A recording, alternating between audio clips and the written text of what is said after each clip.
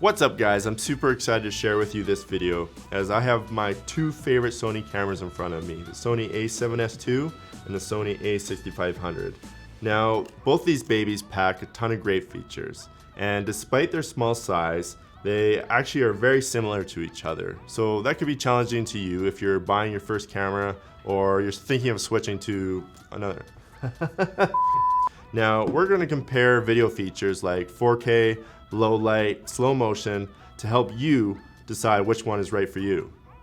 So here at Filmora, we use these Sony cameras for all our shoots, and we edit in Filmora. So if you haven't already, you can try yours free by clicking on the link here or in the description box below. All right, let's get on to the review.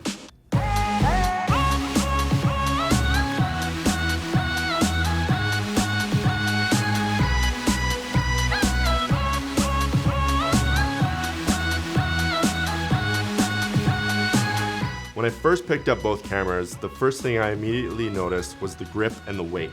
Now the Sony A6500 is smaller and lighter than the Sony A7S2. The grip on both cameras is nice, but the slightly heavier Sony A7S2 is better for me, as the extra weight adds a firmer grip. If you care about weight for travel, then it might not be as good for you. One thing to note for the A6500 is there's no headphone jack for you to hear the audio your camera is recording. This is a surprise considering the video functions on this camera are so nice. You'll have to monitor your audio through the LCD, but you won't know the quality of it during live recordings. The camera does feature a touchscreen and a built-in flash, which can be handy if you're in a pinch for more light. There is a headphone jack for the A7S2, which is helpful for run and gun situations.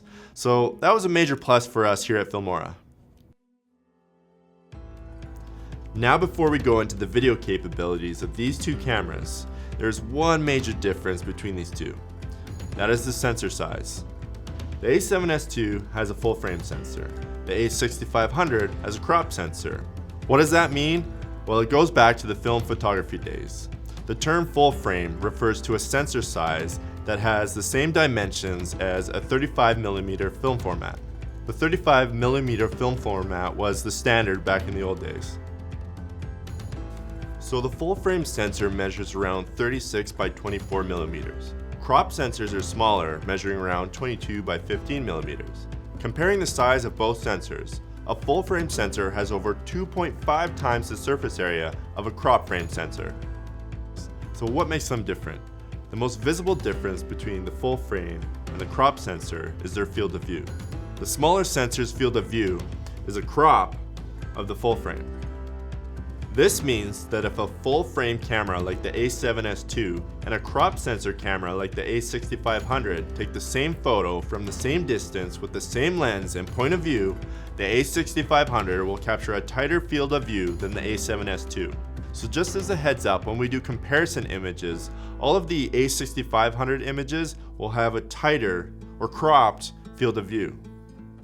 In general, a full frame sensor is known to have better image quality since it has a larger surface area. Full frame sensors often have more megapixels, more stops at dynamic range, and tend to be better in low light because of their higher ISO performance. The Sony A6500 has more megapixels than the A7S2, which might mean it's better for photo quality, but doesn't necessarily mean it'll be better for video quality. We'll touch on that later. Native lenses for both cameras are also different. In general, full frame lenses are larger and more expensive, while crop ones are smaller and cheaper. An advantage with the A7S2 is that it has APS-C mode, which will set the camera's sensor to shoot as if it were a crop sensor. So if you have a bunch of crop lenses, you can still technically use them with your A7S2. In APS-C mode, the A7S2 will crop in and change its frame to be the size of a crop sensor camera. Alright guys, now that you know a little bit more about these cameras, let's get out of the studio and play with them. So right now we're in beautiful Vancouver and I've got these two cameras here, the Sony A6500 and the Sony A7S2. We're going to test them out. We're going to look at the 4K, we're going to look at low light performance, slow motion. So let's try them out. For these comparison shots, we have set both cameras to the same shutter speed, ISO, aperture, and white balance. Both cameras also have set on the same picture profile. However, due to varying light situations, we sometimes shot with no picture profile to show the ISO range, and to show a straight from camera image that requires no post-production work, unlike the S-Log2 profile. We also equipped both cameras with the Sigma 35mm full-frame lens. Looking at the 4K image of both cameras is stunning. They both capture lots of details and are very sharp. There isn't much difference in quality, however I do notice that the A6500 image is slightly warmer. I personally like the color of the A7S II. It seems a little more saturated in the sky, and it being less warm is what I like. In terms of 4K image quality, this is pretty much a tie. If I have to pick only one, I would pick the A7S II because of the color it outputs. Also, I don't want to spend a bunch of time color correcting the warmness of the A6500 footage. The slow motion is captured in 1080p for both cameras. The 60 frames per second on both cameras is less sharp than the 4K image, which makes sense since it's about half the resolution. The sharpness in the A6500 footage is a lot softer than the A7S II, almost to the point where it's kind of like gross goo. When it comes to shooting at 120 frames per second, I can't say the A6500 image looks any better. However, it can handle moire and aliasing a lot better than the A7S II. When filming at 120 frames per second, the A7S II also has to crop its sensor by 2.2. So imagine zooming in on the image 2.2 times. Since the A7S II has to crop in and has aliasing, I feel that the A6500 shoots better at 120 frames per second, but the A7S II shoots better 1080p footage overall. The A7S II has a way larger ISO range. I don't think anyone will ever need to shoot at 500,000 ISO, but having about 8 times more ISO range over the A6500 can be helpful for some run and gun shooting. Both cameras hold up pretty well in low light. However, the A6500 is clearly more noisy. The image of the A6500 even just seems to be more noisy, and not as clear even at lower ISO settings. The A7S II can get noisy, however it's not as noticeable as the A6500. One reason why it does so much better is that it has less megapixels. The A7S II has 12.2 megapixels, which is half as many as the A6500. It's easy to assume that fewer megapixels is a disadvantage, but there is a reason why the A7S II has fewer megapixels, and it's to have great low light image quality. Having less megapixels results in lower noise in the image. This is because there are less pixels. So when it comes to low light, the A7S II takes the crown. When it comes to photography, the cameras have more differences than similarities. One major difference between both of these cameras is the number of megapixels. The A6500 has almost 2 times more megapixels. A common fallacy is to directly equate image quality and megapixels. It does aid the image quality, but it's not solely responsible for it. The value of megapixels is more directly influential to the size of printing photos. Thus, more megapixels means larger prints. So when we compared raw photos of both cameras, both look great.